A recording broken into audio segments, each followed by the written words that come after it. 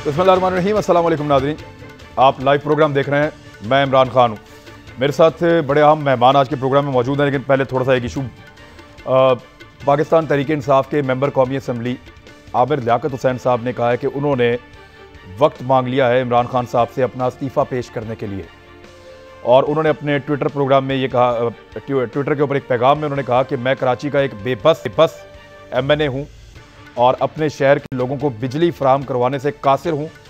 मुझसे लोगों का तड़पना, सिसकना और ये जो कुछ लोग झूठ भी बोलते हैं, वो सारा कुछ जो है वो बिर से नहीं सहा जाता। वज़ीर आज़म से वक्त मांग लिया है कि उनसे मिलने के बाद मैं अपना इस्तीफ़ा पेश कर दूँ। तो डॉक्टर आमिर लियाकत हुसैन साहब हमारे साथ मौजूद हैं आज के प्रोग्राम में। बहुत शुक्रिया आपका वक्त देने के लिए। मेरे साथ आज के प्रोग्राम में हफीज़ुल्लाह न्याज़ी साहब भी मौजूद हैं और शाहिद लतीफ़ साहब बतौर तज्ज़ियाकार हमारे प्रोग्राम में आज मौजूद होंगे। सबसे पहले मैं आमिर भाई आपके पास आ रहा हूँ, ये क्या हो गया आपको? अभी तो लोड शेडिंग शुरू हुई है। बहुत बहुत शुक्रिया इमरान भाई। अभी तो बारिश शुरू हुई है, अभी बारिश आया है तो पानी भी आएगा अभी। तो अभी तो बारिश का भी आगाज़ हो गया है और इस बारिश से अभी और मज़ीद नुकसानात होंगे। और मैं पहले ये कह चुका था, आज सुबह मैंने यही कहा था कि आने वाले कुछ वक्तों में मुसलसल मूसलाधार बारिश होगी, तूफ़ानी बारिश होगी और उसमें फिर की इलेक्ट्रिक यही कहेगी कि आप खंभों से दूर रहें, आप करीब ना जाएं, क्योंकि हमारे तो तार लटके हुए हैं और वो लटके हुए तारों से आपको करंट लग सकता है। और फिर सफूरा गोट में कोई सियालकोट का आया हुआ शख्स जो कराची में रोज़गार के लिए आया था, उसको वो शहीद हो जाएगा और फिर उसकी लाश छीपा की ताउन से वापस सियालकोट भेजी जाएगी। इसी तरह ये कराची जो सबको पालता है, या पुख्तून, बलोच, मुहाजिर, सिंधी, पंजाबी, सिंध का तो खैर ये सिंध का हिस्सा है, तो यहाँ पर जो लोग रह रहे हैं वो फिर से अब शिकार होंगे कि इलेक्ट्रिक का वैसे ही हैं। अब बिजली मिल नहीं रही है, हब्स का आलम आपको अंदाज़ा नहीं है, 40 डिग्री सेंटीग्रेड है। वैसे ही यहाँ पर हीट वेव की वजह से इससे पहले भी कराची में 1000 से ज़ायद अफराद अपनी जान से हाथ धो चुके हैं। तो कराची का कोई पुरसाने हाल नहीं है, परेशानी बहुत बढ़ चुकी है। तो ऐसे सूरत हाल में मैं मायूस नहीं हुआ, लेकिन मैं हैरान और परेशान इतना हुआ कि अब मैंने यही सोचा कि मैं वज़ीर आज़म साहब से मिल लूँ। उनसे मैंने वक्त मांग लिया है, मिलिट्री सेक्रेटरी साहब को मैंने मैसेज कर दिया है, बात मेरी उनसे हो गई है। वक्त वो जैसे ही मुझे वज़ीर आज़म साहब देंगे मैं उनसे मिलूँगा और मैं अपने लीडर को, अपने कायद को, जो मेरे ज़ाहिर कि मेरे रहबर हैं, मैं उनको इस्तीफ़ा दे दूँगा। उसके बाद फिर वो जो चाहें, वो जो कहें वो कहेंगे, क्योंकि हम में से पहले एक नजीब हारून साहब दे चुके हैं इस्तीफ़ा और उसके बाद अब मैं देने जा रहा हूँ। तो वज़ीर आज़म साहब को पेश करूँगा, वो जैसा फिर कहेंगे मैं वैसे ही करूँगा।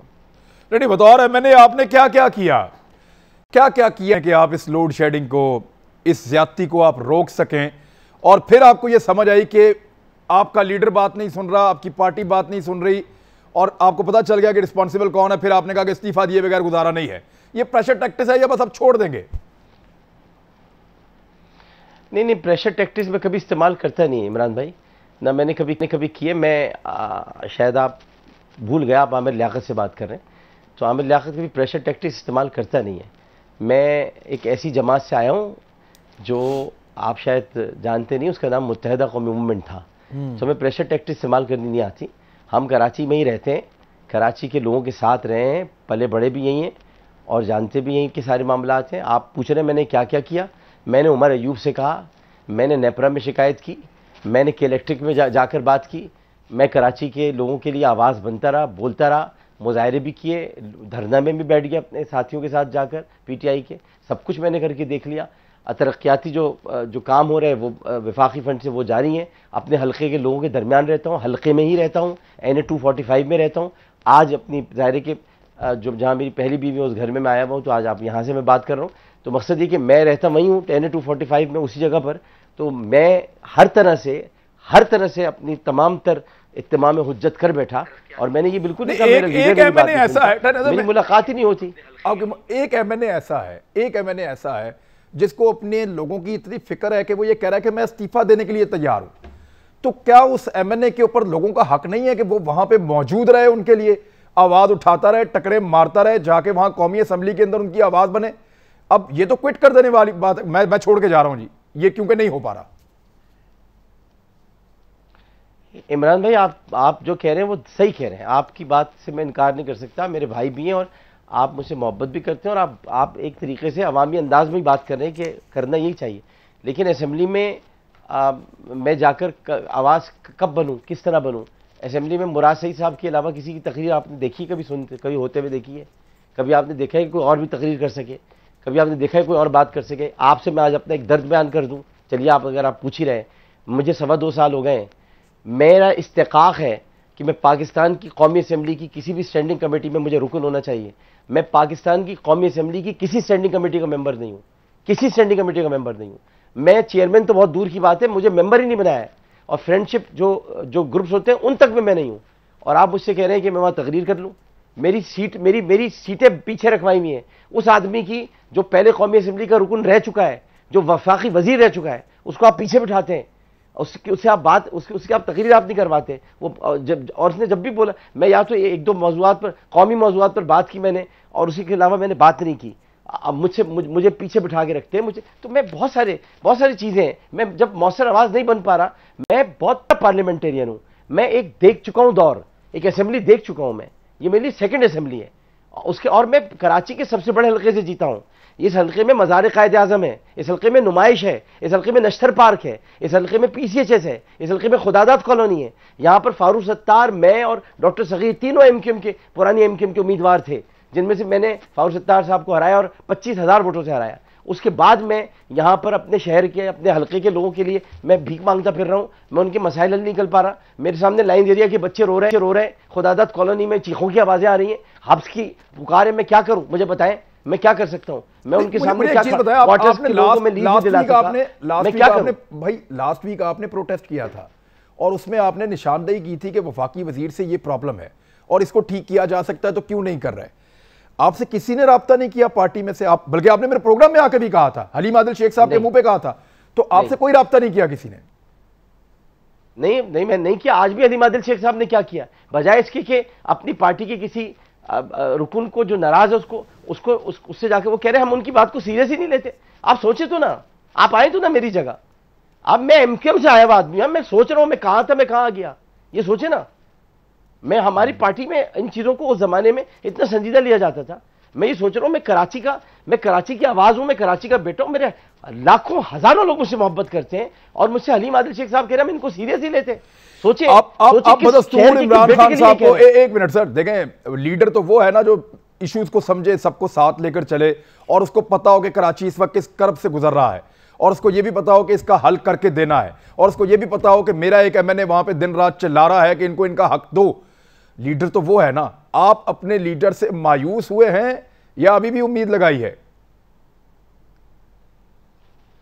असल में मैंने इमरान खान से मोहब्बत कर ली है और मोहब्बत की वजह से मैं मायूस नहीं होता इमरान खान से कभी। मेरी मोहब्बत मुझे बहुत तकलीफ पहुंचा रही है, मोहब्बत मजबूरी बन गई है आपकी। मैं इस मोहब्बत की वजह से बहुत परेशान हूं।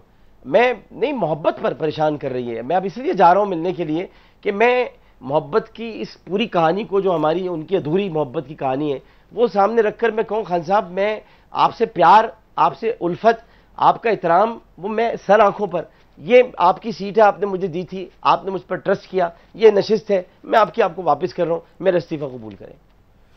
आमिर भाई, मैं असल में आपसे और बात करना चाहता था, लेकिन 1 मिनट में आपके साथ वापस बात करता हूं। हफीजुल्लाह न्याजी साहब हंस रहे थे मोहब्बत वाली बात पे। ये भी आशिक रहे हैं इमरान खान साहब के बड़े लंबे अरसे तक, बल्कि ये 2 तरफा इश्क हुआ करता था मेरे ख्याल में। हफीजुल्लाह न्याजी साहब, क्या हो गया यहाँ पे? कोई चीज़ याद आ गई आपको सर? नहीं, असल में डॉक्टर साहब तो खैर माशाल्लाह एक जो आपने देखा है कि लेजेंड की टी-शर्ट पहन के बैठे हैं, और ये है भी लिविंग लेजेंड। तो इनको तो ये ना भी पहन के आते तो हमने इनको वैसे ही माना हुआ है। ये इसका हम ही इसका जो है एतराफ, जिसको कहना चाहिए, इतराफ कर लेते।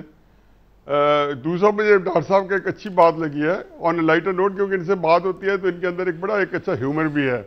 तो ये ह्यूमर करते भी हैं और इंजॉय भी करते हैं। तो अगर MQM से तलाक नहीं हुई तो 2 हमारी भाभी हैं और 1 तहरीक इंसाफ, तो 4 तो पूरी हो गई हैं। तो अगर हमें कोई MQM से तलाक हो गई है तो चौथी की गुंजाइश इश्क की मोहब्बत की वहाँ मौजूद है। तो वो डॉक्टर साहब से कहेंगे कि कभी उसके ऊपर कभी हम लाइट जब गुफ्तगू कर रहे होंगे तो कहेंगे भाई डॉक्टर साहब गुंजाइश है इमरान खान की मोहब्बत के अलावा भी, फिर एक इंशाअल्लाह अगर जरूरत पड़े तो शरण जो है ना क्वेटा, उसके अंदर कोई कबाहत नहीं है। देखिए जी, कराची के तो एक्सपर्ट डॉक्टर साहब बैठे हैं और मैं उसके आगे डॉक्टर साहब तो सरापा मोहब्बत है ना, उनके पास तो मोहब्बत की कमी नहीं है, क्योंकि इस वक्त तो आपको कराची के बारे में हकीकत यह है कि जो मैं इनको पिछले कई दिन सुन रहा हूँ, और जिस ये मैं यही जानना चाहता सर, इसको एंगल ले लें इसका, क्या कराची वाकई प्रायोरिटी नहीं है? मैं पहले हफीजुल अनायत साहब आप बताएं, क्या वाकई प्रायोरिटी नहीं है कराची इस हुकूमत की? ये मुझे आवाज बिल्कुल आ नहीं रही। मैं ये अर्ज कर रहा हूं कि वफाकी हुकूमत की प्रायोरिटी क्या कराची वाकई नहीं है? आप भी ये महसूस करते हैं? देखिए, मैं इस एंगल से देखता हूं कि अभी हमारे बहुत ही प्यारे करीबी दोस्त नजीब हारून साहब का नाम लिया, और दूसरा यह है कि खुद डॉक्टर साहब की बातें मैं सुन रहा हूं पिछले दिनों से। तो जब आपको एक जो अपोजिशन तो नहीं कहना चाहिए, एक जिसको कहना चाहिए एक वहाँ की जो हकीकत है और जो आपकी तबीयत में शायद गुनाह गुजरे और आपके अपने साथी बता रहे हों, तो इससे ज़्यादा क्या अच्छी बात होगी? बता दे यार, ये तो इनको किसी मुआवना रवैये की वजह से नहीं दे रहे, कोई भूख की वजह तो नहीं बता रहे। ये तो अब इनको पता चला होगा कि ये पार्टी के लिए ये एक इंतहाई तशवीशनाक सूरत हाल है। तो जो ये शायद काफ़ी अरसे से, और उस वक्त तक हमेशा ये होता है, एक तरीक़ार होता है। मैं भी ज़ाहिर है कि इस तरह के सर्कल में रहता रहा हूँ, तो पहले अंदर कहते हैं और जब अंदर फ्रस्ट्रेशन होती है, अब डॉक्टर साहब ने प्राइम मिनिस्टर से टाइम मांगा है, अगर ना मिला तो आप देखेंगे कि 2-3 हफ्ते बाद एक नेचुरल बात है और फ्रस्ट्रेशन बढ़ेगी, फिर शायद इनके अंदर एक तलखी भी आ जाएगी। आज तलखी नहीं है। चंद दिन पहले ये धरने बैठे थे तो वहाँ पे बड़ी अच्छी गुफ्तगू की, इख्तलाफ किया, खुल के किया, तलखी नहीं थी, भला उसके अंदर एक अपनाइयत थी, और उसी अपनाइयत में आज भी बताया कि मेरा अभी तक उससे इश्क है। और लेकिन इसके अंदर आपको पता है कितना ही जो है किसी बाइंड में हो, किसी निकाह में हो, उसको गारंटी नहीं लेना चाहिए, क्योंकि इंसान एक सोच और विचार वाला होता है, रिएक्ट भी करता है, इमोशंस होते हैं, फ्लैश एंड बोन के हम बने हुए हैं। लेकिन कराची के क्या जी, इस वक्त डॉक्टर साहब पूरे मुल्क के हालात ही ऐसे हैं। अब आपको तो सिर्फ एक किया इलेक्ट्रिक का मामला है, बाकी आपके लिए आसानी है कि वहाँ आप सिंध गवर्नमेंट पे डाल देते हैं, जो कि है भी सही बात, उनका भी कोई हिस्सा होगा। पंजाब में तो ये गुंजाइश ही नहीं तरीके से आपके पास। सर देखें, वो जहाँ से इलेक्शन जीते हैं ना, उनको वहाँ पे प्रॉब्लम हो रही है कि मेरे हल्के के, मेरे शहर के लोग क्यों तकलीफ में है। मैं नहीं, आप डॉक्टर साहब अपना खान साहब, लाहौर के अंदर भी ये देखो इलेक्शन, अगर लाहौर के अंदर जो सीट्स लिए हैं नून से लेना, ये इलेक्शन जीतने को मुतरातिफ है। ये डॉक्टर साहब का सियासी शऊर है, वो वहां से बताएंगे कि लाहौर से 4-5 सीट निकालने का मतलब है कि आप लाहौर में इलेक्शन जीत गए हैं। फिर जिस सीट तादाद में बाकी सीट्स में अपने लिए हैं, तो वहां पे और ना भी जीतते, तो अगर एक कसीर तादाद में वोट हैं, मियां नवाज शरीफ को 1,30,00,000 वोटर जो दिया है, उसने तो उनकी लीडरशिप में जान डाल दिया। इलेक्शन जीत गए थे वो पाकिस्तान में, कोई वजीर आजम है, वो तो नए लोग गए थे, लेकिन क्यों जान पड़ गई? क्यों एक हकीकत में बन के सामने कि 1,30,00,000 बंदों ने, ये जमहूरियत के अंदर यही तो होता है, जो बंदा 80-90 लाख वोट ले जाए, 1,30,00,000 ले जाए, 1.5 करोड़ ले जाए, तो ये कोई आम चीज नहीं होती। ये इसका मतलब है कि आपने उस जो आपका एक कॉन्स्टिट्यूंसी है, उसके एक बहुत बड़े हिस्से को आपने अपने पीछे लगा दिया है। लेकिन ये है कि मुल्क का बनना क्या मैं तो समझता हूं, मैं इस तरफ जाता हूं सर, इस तरफ जाते हैं। मुझे जरा आमिर लियाकत हुसैन साहब का जो मुद्दा है ना, उसके ऊपर एक और चीज। आमिर भाई देखें, 14 सीटें जो कराची एक एहसान अजीम किया पाकिस्तान तहरीक इंसाफ के ऊपर, अगर इन 14 सीटों को आप निकालें तो फिर आपको पीटीआई कहीं नजर नहीं आती। इमरान खान साहब की वजारत उज़्मा के लिए जब हम पहले दिन एनालिसिस कर रहे थे, जब नताइज आए थे इलेक्शन के 2018 के, तो हम ये कह रहे थे कि कराची अगर ये रोल प्ले ना करता तो इमरान खान का जो 22 साल ख्वाब है वो बिल्कुल पूरा नहीं हो सकता था। हमें ये लगता है, क्योंकि इतनी लंबी पॉलिटिक्स के बावजूद वो बात बन नहीं रही थी। तो उस कराची को क्या आपके ख्याल में वाकई इस हुकूमत ने पॉलिसी के तहत छोड़ दिया उसके हाल के ऊपर? नहीं, आपकी बात दुरुस्त है। कराची और फैसलाबाद, ये 2 शहर ऐसे हैं कि जिनकी बुनियाद पर फैसलाबाद ने भी हैरत अंगेज तौर पर नताइज दिए थे और कराची ने भी। ये 2 शहर ऐसे हैं जो अचानक पूरा समझ लें मंजर ही तब्दील हो गया था। लेकिन मैं ये नहीं कह सकता कि प्रायोरिटी पर नहीं है। उसकी वजह ये कि मेरी 3 मुलाकातें अब तक हुई हैं वज़ीर आज़म बनने के बाद वज़ीर आज़म जनाब इमरान खान साहब से, और उन तीनों मुलाकातों में उन्होंने जो मुझसे कहा वो यही कहा कि कराची मेरी तरजीहात में शामिल है, मैं कराची के लिए बहुत कुछ करना चाहता हूँ, मैं कराची को बिल्कुल बदलना चाहता हूँ आमिर, मैं उसको मैंने उसके लिए जो ख्वाब देखा है मैं वो ख्वाब पूरा करना चाहता हूँ। अब मुझे नहीं पता वो भी तो परेशान होंगे, वो भी किसी मैं अब एक मोहब्बत है तो मैं क्या कहूँ, मैं जिससे प्यार करता हूँ मैं उसे बुरा भी नहीं कह सकता, मैं उसके लिए कुछ गलत सोच भी नहीं सकता, मुझे नहीं पता, मुझे लगता है कि वो करना चाहते होंगे, हो सकता है कर नहीं पा रहे हो, तो मैं इसीलिए मिलना चाहता हूं, मैं इसको सॉर्ट आउट करना चाहता हूं, मसला है क्या, प्रॉब्लम क्या है, कहां हम नाकाम हो रहे हैं, हम कहां नहीं कर पा रहे। आज मैंने देखा कि उन्होंने टैरिफ पुराने रखे, तो इसका मतलब करना चाहते हैं, बिजली का बिल, बिजली के निर्ख उन्होंने नहीं बढ़ने दिए, इसका मतलब उनको दर्द तो है, वरना बिजली के निर्ख बढ़ जाते। उन्होंने ये कहा, उन्होंने दोबारा की इलेक्ट्रिक वालों से कहा कि हम बात करेंगे, उधर नैब ने भी नोटिस लिया है, तो ये नहीं है कि उनको दर्द नहीं है, खान साहब को दर्द है, लेकिन क्या हो गया है समझ में नहीं आ रहा है। इमरान भाई मैं जाकर ही बात करके ही देख सकूंगा मैं। चल ठीक है, इस पे मैं हमारे साथ एक और बड़े तजर्बाकार तजियाकार मौजूद हैं, शाहिद लतीफ़ साहब, मैं उनसे पूछ लेता हूं कि शाहिद लतीफ़ साहब आपको क्या लगता है क्या हो रहा है? यानी आमिर लियाकत हुसैन साहब की फ्रस्ट्रेशन आपके सामने है, आप ऑफ द रिकॉर्ड बैठे हैं MNAs के साथ, तो नूर खान को भी आपने सुना है, दीगर लोगों को भी सुना है, नदीम अफजल चंद को भी आपने, और बेशुमार लोग हैं पाकिस्तान तहरीक इंसाफ के अंदर, एक फ्रस्ट्रेशन है, जो उम्मीदें लेकर उन्होंने एक सफर शुरू किया था, शायद डायरेक्शन वो नहीं बन पा रही, और अब 2 साल के बाद लोग शायद ऐसा सोच रहे हैं कि चलना मुश्किल हो जाएगा। आपका क्या इस पे ओपिनियन है सर? देखिए, आपका तज्जिया बिल्कुल ठीक है कि जो वो करना चाहते हैं, मुझे यकीन है कि वो इसको एक सिंसेरिटी के साथ, खुलूस दिल के साथ करना चाहते हैं, मगर करने का तरीका जो है, तरीका अंदाज वो नहीं उनसे बन पा रहा। इस पे बैठ के बातचीत होनी चाहिए। सबसे बड़ी बात ये कि जो अपोजिशन है उसको साथ लेकर जो मुल्की मसाइल हैं उनको हल करना, ये मुल्क की खातिर आप करते हैं, इसमें ज़ाती अना को सामने मत लाएं, ये गलती हो रही है। तो इसलिए मैं ये समझता हूँ कि जो वो करना चाह रहे हैं वो उनसे नहीं हो पा रहा, तो इसमें सोच बचार की ज़रूरत है, अपनी पॉलिसी बदलने की ज़रूरत है। उसका क्या फ़ायदा कि आप करना चाहते हैं मगर आपसे नहीं हो पा रहा, क्यों नहीं हो पा रहा? इस पे आपने गौर व खौज किया? तो ये जो तरीक़ाकार है करने का वो गलत है। सोच ठीक है मगर तरीक़ाकार गलत है। तो आपके तरीक़ाकार में जो गलती है, अगर आप वाकई सिंसियर हैं और आप करना चाहते हैं तो फिर इस पर गौर कीजिए, इस मुल्क के लिए ये काम कर जाएं। 2 साल हो गए, इसी तरह बाकी वक्त अगर आप गुजारना चाहते हैं तो शायद वो भी गुजर जाए, मगर मुल्क को क्या मिला, अभी तक क्या मिला, क्यों नहीं मिला, ये साबित करना होगा ना आपको। तो इससे फ्रस्ट्रेशन तो बढ़ सकती है। ब्रेक ले लें, ब्रेक के बाद वापस आते हैं। इस बात को भी थोड़ा सा एक और पहलू है उसके ऊपर हम बात कर लेते हैं, और फिर कुछ और इश्यूज हैं उन पे बात करेंगे एक ब्रेक के बाद। हमारे साथ हैं। Welcome back Nadreen. मैं आमिर लियाकत हुसैन साहब से एक चीज़ और जो है वो पूछ लेता हूं कि बल्कि मैं 1 मिनट सर, मैं आमिर भाई आपके पास आता हूं। पहले मैं ज़रा एक सवाल है हफीजुल्लाह न्याई साहब से पूछना चाह रहा हूं। हफीजुल्लाह न्याई साहब, एक तरफ एक मेंबर कौमी असम्बली हैं जो अवामी इशूज़ के ऊपर वो इतने फ्रस्ट्रेट हो गए हैं, परेशान हो गए हैं, वो कह रहे हैं जी मैं इस्तीफ़ा देने के लिए तैयार हूँ और प्राइम मिनिस्टर को मिलकर उनको मसाइल बताऊँगा और इस्तीफ़ा देकर आऊँगा। दूसरी तरफ एक MP है जो वज़ीर आला पंजाब लग गया और कोई काम नहीं हो रहा और वो इस्तीफ़ा देने के लिए भी तैयार नहीं है, सीट छोड़ने के लिए तैयार नहीं है, और सारे उनको यानी इमरान खान साहब को भी जा जाके समझा रहे हैं, सब बारी बारी बता चुके हैं, लेकिन इसके बावजूद और आजकल उनकी खबर बड़ी तेज़ चल रही है कि शायद उनको किसी भी लम्हे जो है वो उनकी सीट से उतार दिया जाए। तो आपको क्या लगता है?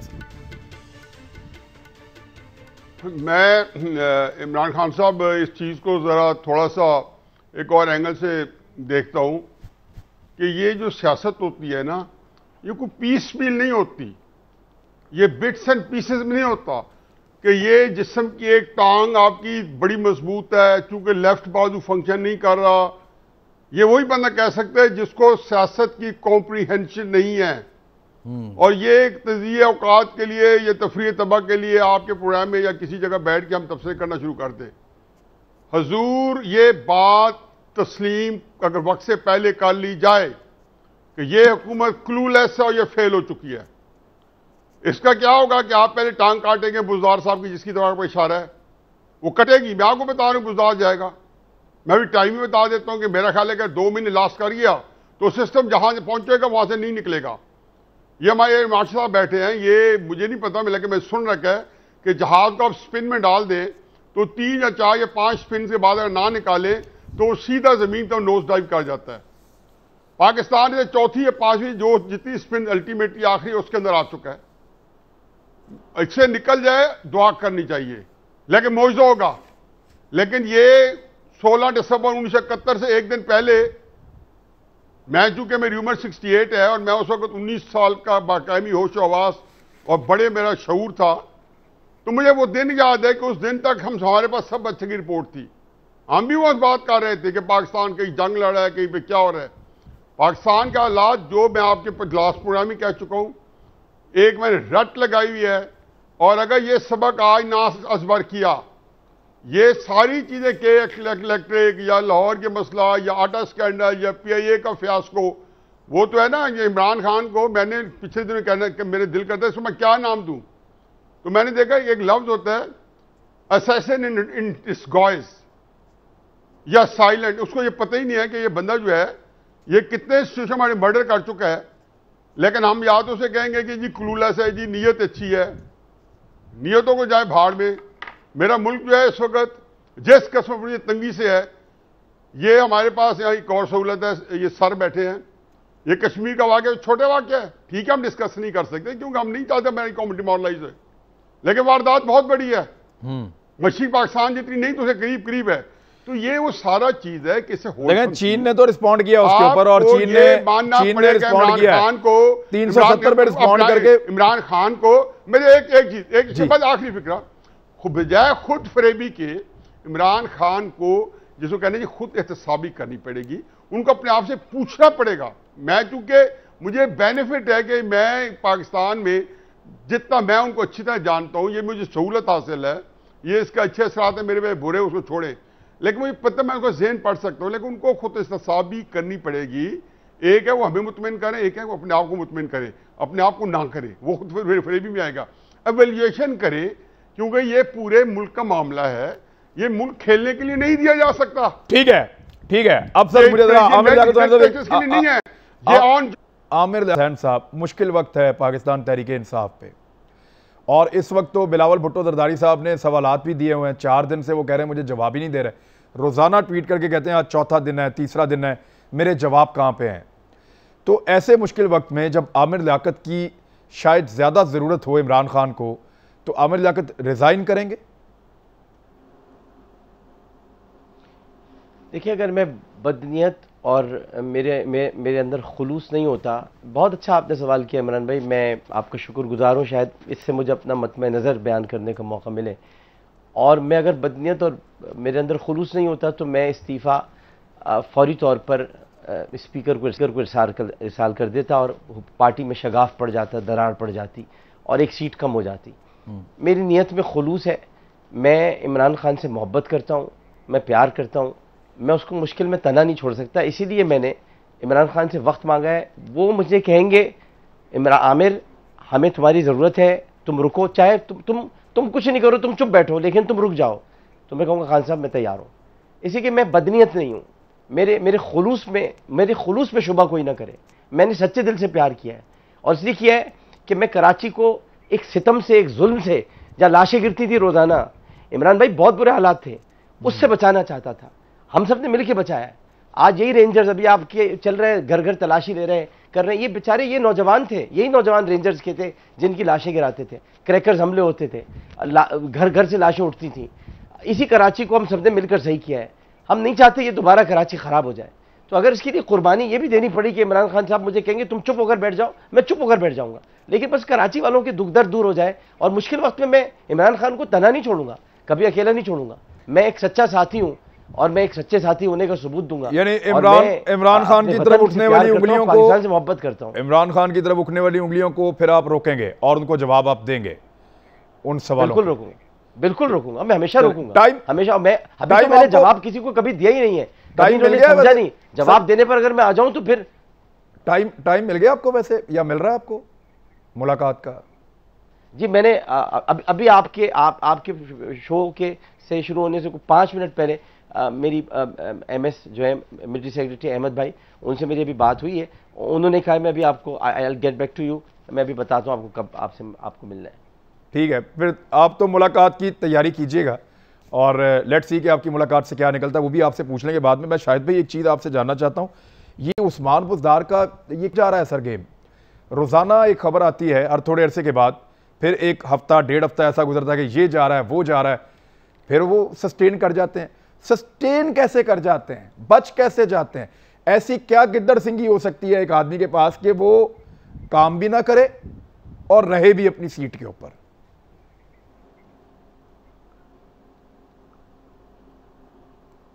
ये आपने सवाल किससे किया? आपसे, शाहिद भाई आपसे।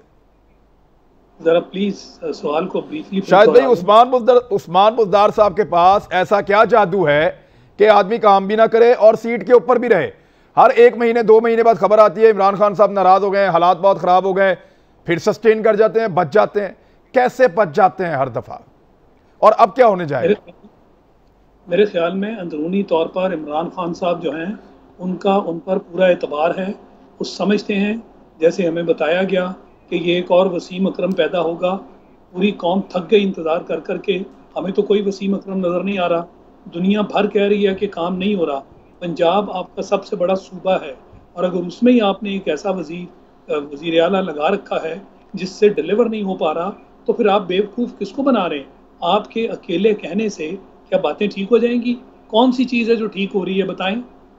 यानी पूरे मुल्क का जो हाल है, एक जगह से दूसरी जगह आपकी जो मुश्किलात हैं वो एक कदम कदम पे हैं। गुर्बत को देख लें, आप बैरूनी हालात को देख लें जो अमेरिका इस वक्त कर रहा है, वो साउथ चाइना सी हो, कश्मीर हो, लद्दाख हो, और जो चाइना के साथ देखें उन्होंने जनूबी पंजाब की महरूमी तो दूर की है ना सर? देखें, जनूबी पंजाब की महरूमी दूर कर लेने से तो बात नहीं बन जाएगी। उस एक महरूमी से क्या पाकिस्तान चल पड़ेगा? पाकिस्तान को जिन हालात का पाकिस्तान शिकार है, कोई एक चीज़ बता दें जो सीधी हो रही हो। यही कहा जा रहा है कि हमारी नेक ख्वाहिश है, हम करेंगे। आप कब करेंगे? जब 5 साल हो जाएंगे?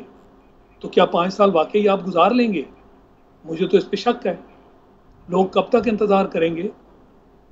गरीब आदमी की ज़िंदगी जो बार बार आप कहते हैं कि मेरा गरीबों के साथ बड़ा उनका मैं लिहाज करता हूँ और मेरा दिल उनके साथ है, पर गरीबी गुर्बत जो है क्या आप ठीक कर रहे हैं? जो हालात हैं, हर रोज़ चोरी डाका हो रहा है और अपोजिशन को आप कहते रहे कि मुल्क को लूट कर खा गए। जो गंदम, जो चीनी के साथ, और जो दिन ब दिन एक नई चीज़ का स्कैंडल सामने आ जाता है, उसको आप ठीक कर रहे हैं। लोग इस महंगाई में पिस गए हैं, वो कब तक आपका साथ देंगे? लोगों में आपके बारे में वो जज्बात जो हैं वो कम हो रहे हैं और बहुत हद तक कम हो गए। आप डिलीवर नहीं करेंगे तो लोग आपकी बातों पे यकीन कहाँ से कर लेंगे? ठीक है, मैं अब एक चीज़ मुझे आज एक मेरा सफीदुल्लाह नाई साहब उन्होंने मुझे एक खबर दी है, मैं इसकी तस्दीक अभी नहीं कर सकता, लेकिन वो सोर्स से मुझे जब 2-4 खबरें पहले आई हैं, वो खबरें ठीक साबित हुई हैं, पहले एक आधी गलत भी साबित हुई है, लेकिन वो सोर्स ने मुझे खबर बताई है। डिस्कशन के लिए यहाँ पे रख देता हूँ। अब नून लीग के अंदर एक फॉरवर्ड ब्लॉक बन रहा है, परवेज़ इलाही मुतहर्रिक हो रहे हैं और परवेज़ इलाही साहब को बतौर वज़ीर आला पंजाब बाकायदा मुतहर्रिक कर दिया गया है। आप इससे इत्तफाक करते हैं, ये कोई ऑप्शन बन रही है? असल में पाकिस्तान के अंदर किसी भी अमकानी सूरत हाल का चाहे वो कितनी कोई अनहोनी क्यों ना हो, रद्द नहीं किया जा सकता। मसलन तहरीक इंसाफ के अंदर तो कई महीने से, साल से ज़्यादा फॉरवर्ड ब्लॉक बना हुआ है 22 का। अगले लम्हे में वो किसी वक्त भी 30 और 50 हो सकता है, मुस्लिम लीग में भी बन जाएगा। हो सकता है कि मुस्लिम लीग का फॉरवर्ड ब्लॉक बनाने की ज़रूरत ही ना पेश है। देखिए खान साहब, क्राइसिस पर हमारा क्या है, तो मैं 2-3 हरफी में मेरे ख्याल संजीदा बात करते ही जाएंगे। आपका प्रोग्राम जो है वो डिज़र्व करता है कि इसके अंदर बंदा कोई सोचो विचार के साथ कोई जहन में जो चीज़ आती है मामूली सी। हमने इस मुल्क के अंदर ये जो आजकल के हालात हैं, इसके लिए हमने 3-4 साल एक स्ट्रगल देखी है इमरान खान साहब के साथ, पाकिस्तान के ताकतवर इरादों की मिल के, और उनकी ख्वाहिश थी कि पाकिस्तान जो है तबाह बर्बाद हो चुका है या 70 साल से तबाही की तरफ चला गया और उन्होंने इससे निकालना है।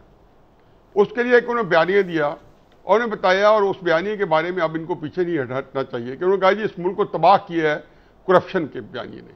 मैं हमेशा समझता था ये बदनीयती के ऊपर मुबनी है, ये अलहदा बहस है, और एक दो आपके प्रोग्राम में कम अज़ कम मैं उसको डिस्कस कर चुका हूँ कि मुल्क करप्शन से डिस्कस होते हैं या नहीं। लेकिन अब सूरत हाल ये है कि जब तशखीस हुई थी, जो मैं हमेशा कहता था कि ये किसी में हिम्मत नहीं है कि जो सही तशखीस करेंगे, तो बहुत सारों को अपनी औकात के अंदर, अपनी लिमिटेशन के अंदर रहना पड़ेगा, क्योंकि वहाँ पे मुमकिन नहीं है, तो इसके लिए हमेशा तशखीस नहीं होगी, एक बदनीति पे और झूठ पे मबनी एक बयानिया दिया जाएगा। चलो मैं मान गया कि वो ठीक था और मैं गलत हूँ, बदनीति नहीं थी। और इमरान खान की बात सही है कि अगर ऊपर का बंदा करप्ट नहीं होगा तो नीचे करप्शन ठीक हो जाएगी। ठीक है। और ये भी था कि जी मुल्क के अंदर जो है इतने अरब की करप्शन होती है। अब वो करप्शन की जो चीज़ें हैं, ये मनी लॉन्ड्रिंग की चीज़ें, पाकिस्तानियों को पैसा देना था, टैक्स बढ़ना था, वो भी 2 साल के बाद वो धड़ाम से जमीन पे गिरा है। तो पहले तो सवाल का जवाब कुछ तो फैक्ट्स एंड फिगर तो देखें, वो तो कोई जवाब दे कि ये जो पाकिस्तान के साथ बयानी पे किया है, और जिसने सर देखें, कुछ हुकूमत जो बताती है वो ये कहती है कि उनमें बेहतरी आ रही है और कुछ चीज़ों में नहीं आ रही, और कुछ चीज़ें कोरोना की वजह से पूरी दुनिया में नीचे जा रही हैं। लेकिन हमारे यहाँ तो कोरोना से पहले ही हालात ऐसे थे कि सबको पता है क्या चल रहा था। 2 अच्छी खबरें आमिर लियाकत हुसैन साहब के लिए सुना के उनको जाता हूँ, और वापस आके मैंने पूछना है बिलावल भुट्टो जरदारी साहब का जारहाना रवैया इस वक्त ऐसा क्यों है।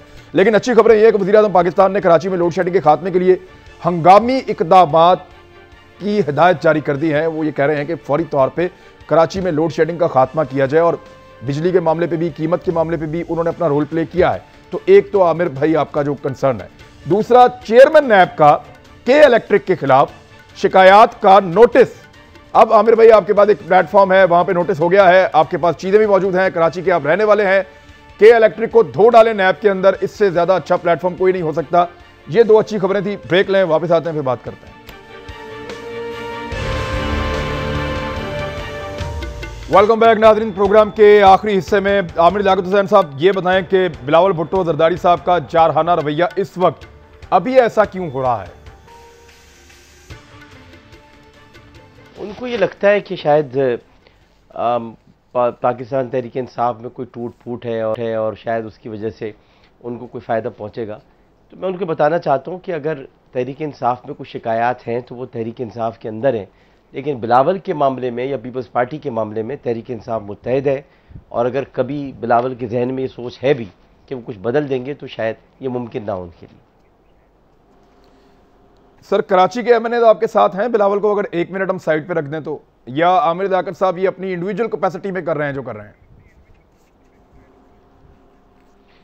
देखिए, मेरे साथ सिर्फ नजीब हारून साहब, मेरी आज उनसे बात हुई थी और वो इस मामले में ज़ाहिर है कि वो साथ दे ही रहे। लेकिन देखिए, जहाँ वही बात आएगी कि जहाँ खान साहब के ऊपर या पार्टी के हवाले से बात होगी तो वहाँ तो हम सब लोग एक होंगे। वहाँ तो ये नहीं हो सकता कि हम खान साहब का साथ छोड़ दें। खान साहब का साथ नहीं छोड़ेंगे। अच्छा, बिलावल के जो सवालात हैं उनके जवाब देने चाहिए खान साहब को फौरन? नहीं, बिल्कुल ज़रूरत नहीं है देने की। पहले तो बिलावल वसीयत बताए ना अपनी असली, कि वो तस्दीक शुदा, पहले वो तो बताया तभी तो जवाब देंगे। अब वसीयत तो मालूम हो, जवाब हम किसको दे रहे हैं। अच्छा, कराची का बड़ा मसला सर लोड शेडिंग है, ये हालात हैं या JITs हैं? नहीं, लोड शेडिंग है सबसे बड़ा मसला। ये JIT VIT तो मैं तो कहता हूँ JIT अगर इतनी इंपॉर्टेंट है तो एक वजीर JIT बना दी जाए, लेकिन ये कि IT के बजाय JIT का भी कोई वजीर होना चाहिए। लेकिन ये कि हालात इस वक्त नैब में आप जाएंगे सर आप नैब में जाएंगे के इलेक्ट्रिक के खिलाफ? जी बिल्कुल, अगर मुझे बुलाया जाएगा और मैं बिल्कुल जाऊंगा, क्यों नहीं जाऊंगा, जरूर जाऊंगा, मैं शौक से जाऊंगा, जरूर जाऊंगा। तो आपके पास कोई ऐसे डॉक्यूमेंट्री एविडेंस या कोई ऐसे शवाहिद तो होंगे जो आप जाके उनको पेश करें? जी ये है, ये इसलिए कि वो जफर इकबाल जफर जैदी जो JDC के हैं, उनको जो रोक दिया गया है सिंध हाई कोर्ट की तरफ से, वो नहीं बोल सकते अब। उनके पास बहुत सारे शवाहिद हैं कि जो बच्चे करंट लगने से जहाँ भाग हुए उनके मुआवजे अभी तक नहीं दिए गए, उनके पैसे नहीं दिए गए। ठीक है, अब मेरे पास मैं बिल्कुल वक्त खत्म हो रहा है, शायद भाई आप कमेंट्स दे दें, फाइनल आप क्या कहना चाह रहे हैं? जी क्या कहा आपने? शायद भाई वक्त खत्म हो रहा है, फाइनली इन चीजों पे कमेंट करते हैं आप, जो हमारी डिस्कशन है। देखिए, जो डिस्कशन है वो बिल्कुल आप सही डायरेक्शन में बात कर रहे हैं। आपको याद है कि नॉर्थ वजीरिस्तान में ऑपरेशन कब हुआ था? जब हुकूमत की रिट उसके हाथ से निकल गई थी। कराची में ऑपरेशन कब हुआ था? जब हुकूमत की रिट उसके हाथ से निकल गई थी। तो ये हुकूमत माजी के हालात को देखे और जब इनके हाथ से चीज़ें निकल जाएंगी फिर इनकी कोई नहीं सुनेगा। क्या आप उसका इंतज़ार कर रहे हैं? लोगों को बिलकता हुआ देख के उनकी जो हुकूमत है, अब जो भी हुकूमत काम कर रही है, अब उनकी बात तो कोई मान नहीं रहा। हुकूमत ठीक कहती है, है जी रेट्स ऐसे। रिट ऑफ द गवर्नमेंट जो है, इससे पहले कि वो चैलेंज है, उसके चैलेंज होने से पहले पहले गवर्नमेंट को अपनी रिट जो है उसको इंश्योर करना चाहिए। अब तक के लिए इतने, अपना ख्याल रखिएगा। अल्लाह हाफिज।